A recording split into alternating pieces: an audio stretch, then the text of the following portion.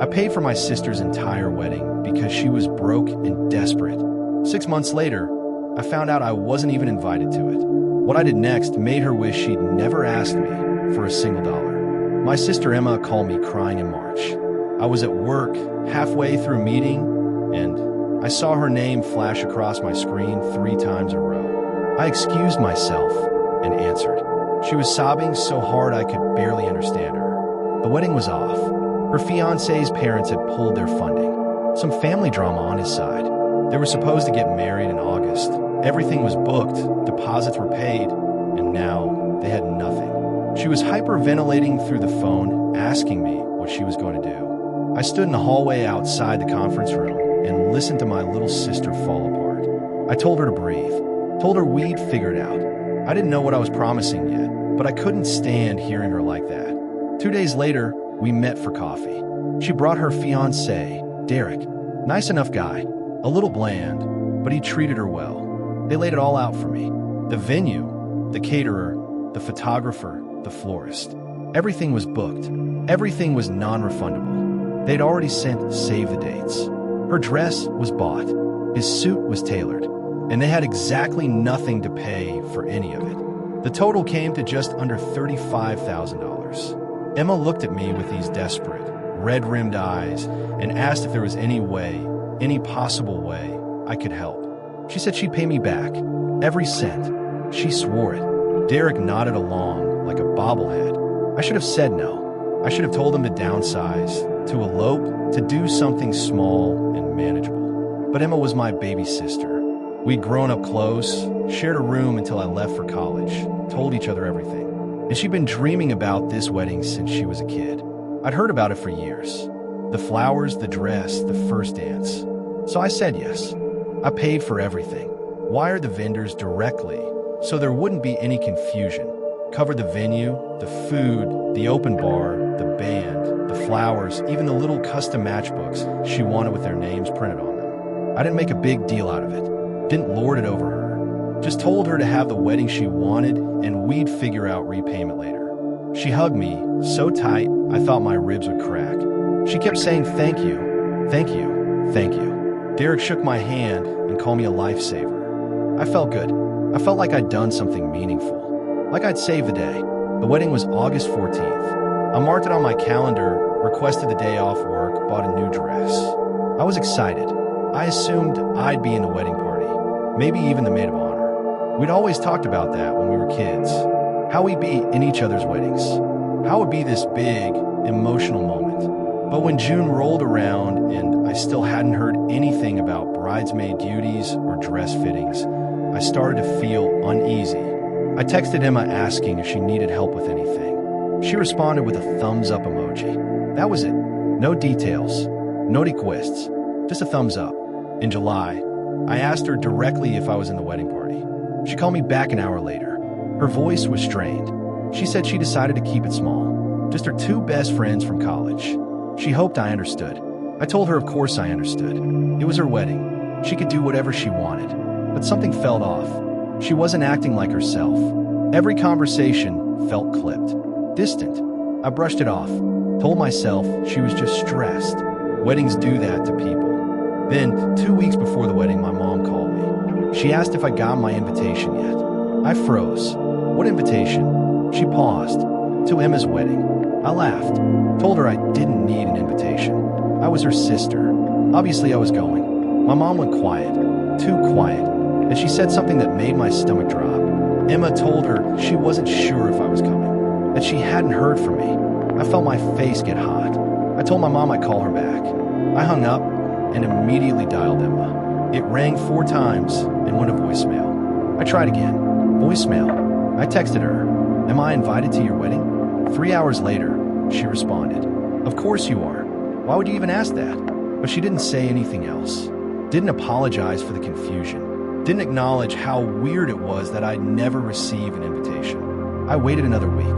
No invitation came. I texted her again, asking for details. Time, location, dress code. She sent me the venue address and said cocktail hour started at 5. That was it. No invitation. No RSVP. Nothing. I felt sick, but I told myself I was overthinking it. She was busy, She forgot. It happens. I bought a gift.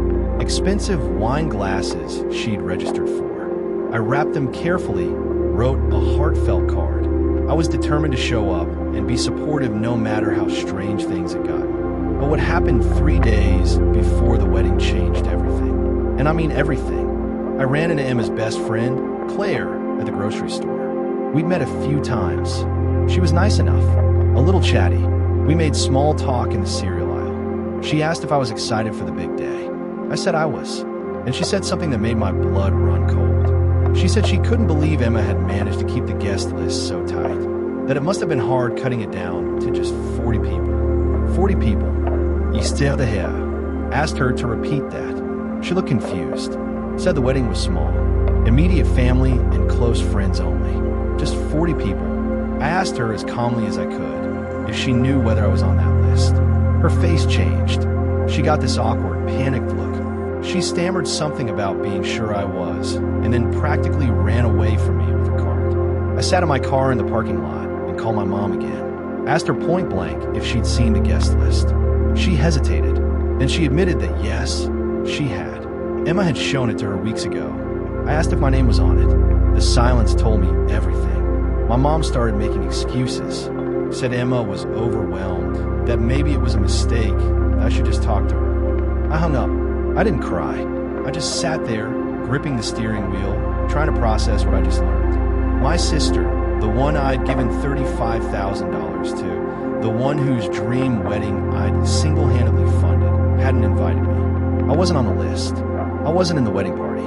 I wasn't even a guest. I called Emma. She didn't answer. I called again and again. On the fourth call, she picked up. Her voice was tight. She asked what was wrong. I asked her if I was invited to her wedding. She went silent. I could hear her breathing. Then she said, "It's complicated." Complicated. I asked her how it could possibly be complicated. She said Derek's family was upset about the size of the guest list, that they'd had to make cuts, that it wasn't personal. I asked her how cutting her own sister, the person who paid for the entire wedding, wasn't personal. She got defensive, started saying I was making this about me, that she was stressed enough without me adding to it. I told her I wasn't trying to add stress. I just wanted to understand why I wasn't invited to the wedding I funded. She said she had to go, and she hung up. I didn't call her back. I didn't text. I just sat with it. The betrayal, the audacity, the sheer, breathtaking disrespect. And then I made a decision. If I wasn't invited to the wedding, there wasn't going to be a wedding. I called every vendor, one by one, the venue first. I told them I was the one who'd paid the deposit and the balance. I told them to cancel. They hesitated, said the event was in 3 days. I told them I didn't care. I was the one who paid. I wanted it canceled. They put me on hold. Came back 10 minutes later and confirmed the cancellation. No refund, but the event was off the books. I called the caterer. Same thing. Canceled. The florist. Canceled. The photographer. The band. The bartending service. All of it. Canceled. It took me 2 hours. By the end, my hand was shaking, but I felt calm. Settled. Like I'd finally done something that made sense. Emma called me that night at 11. She was screaming. Literally screaming. Asking me what I'd done. Asking me if I'd lost my mind. I let her yell. When she finally ran out of breath, I spoke. I told her I'd paid for a wedding I wasn't invited to. That didn't seem fair, so I'd simply unpaid for it. She started crying, said I'd ruined everything. I told her she'd ruined it first. Then I hung up. She tried calling back. I didn't answer. Derek called. I didn't answer. My mom called. I answered that one. She begged me to fix it, told me I was being cruel. I asked her if she thought it was cruel to exclude me. She didn't have an answer. I told her I was done, and I hung up on her too. The next 2 days were chaos. My phone blew up. Texts, calls, voicemails. Emma's friends were messaging me. Derek's family was calling me heartless. My mom was trying to mediate, but I didn't respond to any of it. I turned off my phone and spent the weekend at home with my husband, who'd supported my decision entirely. He'd been furious when I told him what Emma had done. Told me he'd have done the same thing. We ordered takeout, watched movies, and I didn't think about the wedding that wasn't happening. But here's the part that really showed me who my sister was. On what was supposed to be her wedding day, August 14th, I woke up to 47 text messages. I scrolled through them. Most were from people I barely knew. Distant cousins, friends of friends. All of them said the same thing. That I was selfish. That I destroyed Emma's big day. That I was jealous. That I was petty. Someone even called me evil. But the one that got me, the one that made me realize I'd made the right choice, was from Emma herself. It was long, rambling. She said I'd always been jealous of her, that I'd never been happy for her, that I was bitter and alone and couldn't stand seeing her happy. She said she'd never forgive me, that I was dead to her, that she hoped I was proud of myself. I read it twice. Then I responded with one sentence.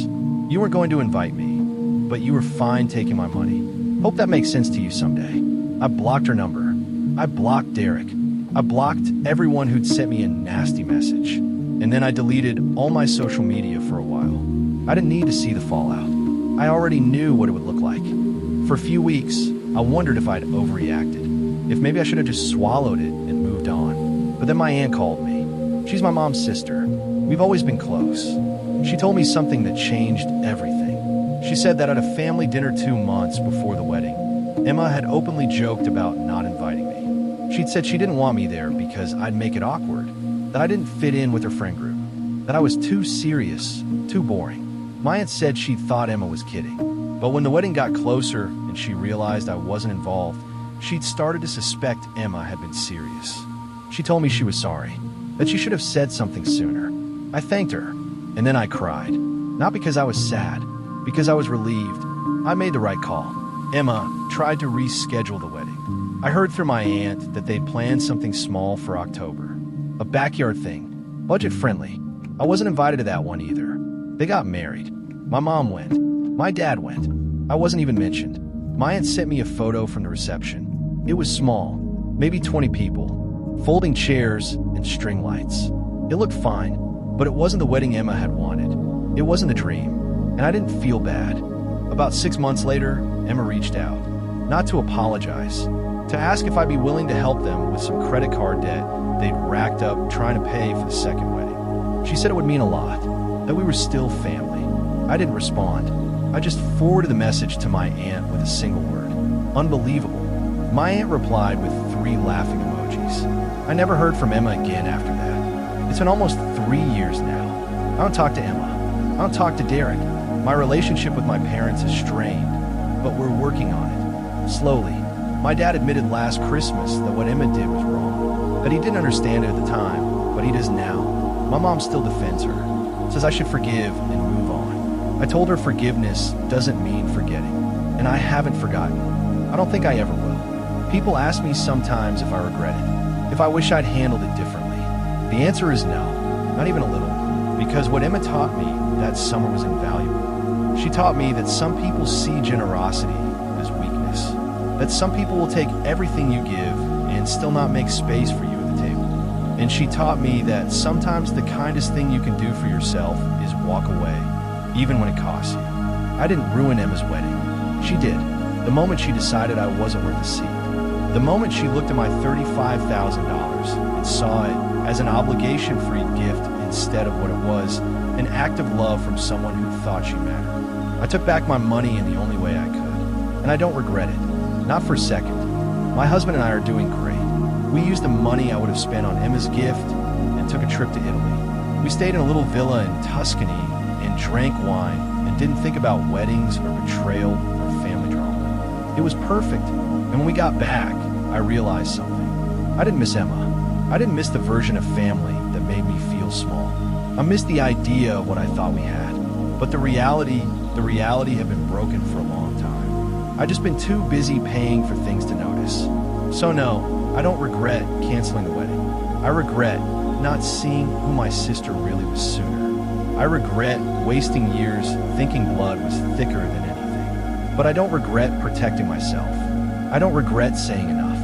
And I don't regret walking away from people who only loved me when I was useful. Emma got her wedding eventually, just not the one I paid for. And I got something better. I got my dignity back. I got my self-respect. And I got a very clear picture of who deserves my time, my energy, and my money. Emma isn't on that list anymore. And honestly, I've never been happier.